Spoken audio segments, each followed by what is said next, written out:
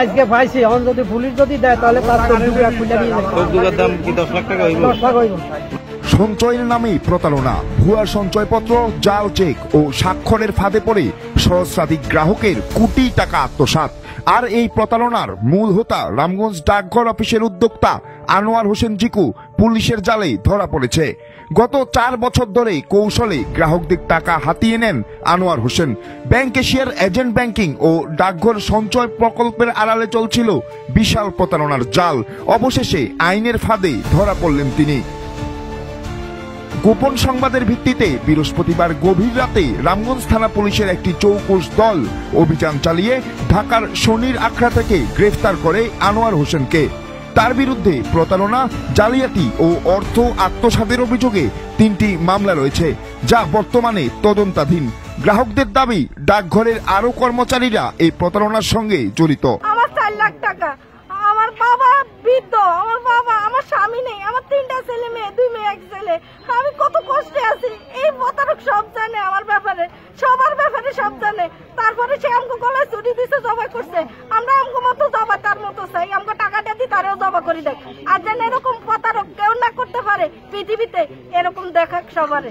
আমার 7 লাখ টাকা আনোয়ারের কাছে আজকে দড়ি আনা হয়েছে, নিজে খুব খুশি। এখন আমরা চাই আমার টাকাটা পাওয়া পর্যন্ত, আমার টাকা সম্পূর্ণ টাকা পাওয়ার পরে এরে এখান থেকে ছাড়া হইব না, ছাড়া হবে। আনোয়ারে আমার 3 লাখ টাকা নিয়ে গেছে, এই প্রতারকটা এখন ধরে আনা হয়েছে। এখন হেরে আমরা চাই শাস্তি এই প্রতারকরে। ওয়ালাইকুম। আমার 4 লাখ টাকা নিয়ে গেছে, আমি খুব অসহায়। আমি চাই যে আমার টাকাটা উদ্ধার হোক, তারপর এমন শাস্তি দেখ যেন জীবনে শিক্ষা হোক, এরকম যেন কোনো মানুষ না করতে পারে, যেন সবার শিক্ষা হোক। এর শাস্তি দেখলে সবার শিক্ষা হইব। 20 লাখ টাকা নিয়েছে। কত? 20 লাখ। 20 লাখ টাকা কি বলে নিছে?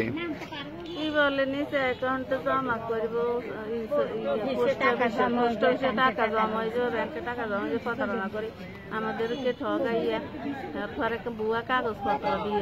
আমার 10 লাখ টাকা আনোয়ারে নিছে, কইছে পোস্ট অফিসে টাকা জমা দিব এশিয়া ব্যাংকে।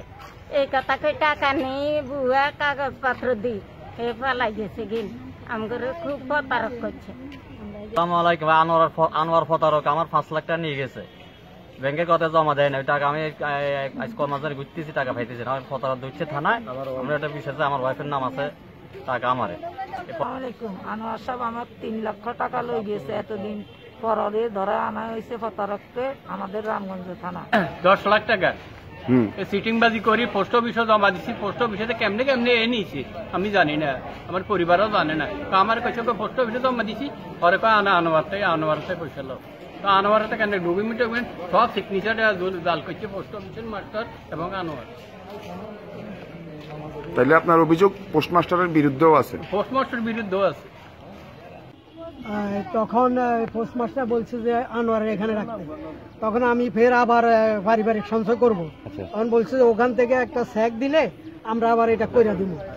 আনোয়ারের এখানে আমি 7 তারিখে অ্যাকাউন্ট করেছি, আর 7 তারিখে ফোন দিয়েছে যে আপনি 80 টাকা নিয়ে যান পোস্টমাস্টার। তখন আমি 8 তারিখে টাকা নিয়ে আনোয়ারের এখানে জমা দিছি। জমা দিয়ে যাওয়ার পরে দিন 9 তারিখে আমার মোবাইলে মেসেজ না যাওয়াতে আমি 10 তারিখে দৌড়ে আসছি। আসার পর দিয়ে জিজ্ঞাসা করলাম 3 তলায় আনোয়ারের অফিসে, বললো যে আনোয়ার ঢাকা গেছে। এই ঢাকা গেছে তো ঢাকায় গেছে, আজকে পাইছি, আজকে পাইছি। এখন যদি পুলিশ যদি দেয় তাহলে তার 14 খুলে নিয়ে যাবে। 14 দাম কি 10 লাখ টাকা হইব? 10 লাখ হইব। আনোয়ারের টাকা দিতে বলছে কি আপনাকে? আনোয়ারের কাছে টাকা দিতে বলছে কি? আনোয়ারের কাছে টাকা দিতে বলছে পোস্টমাস্টার। পোস্টমাস্টার নাম কি? পোস্টমাস্টার নাম জানি না, খাটোকরি সুন্দর ছিল, এখন চেঞ্জ করছে। রহিমও বলতে পারবো নাম কি। রহিম। আমার জায়গা বিক্রি করার টাকা, আমার ওই টাকাটা নিয়ে গেছে আমার মা। আমি এই পোস্ট অফিসে রাখছিলাম। এশিয়া ব্যাংক খেলারা প্রতারক বসাইছে, এশিয়া ব্যাংক খেলারা প্রতারক, তাগরও শাস্তি চাই। ম্যানেজারের ব্যাংক খেলা কর্ম শাস্তি চাই, আর এই সরকারি লোকজন বসাইছে তাগো শাস্তি চাই। তারও এই লোক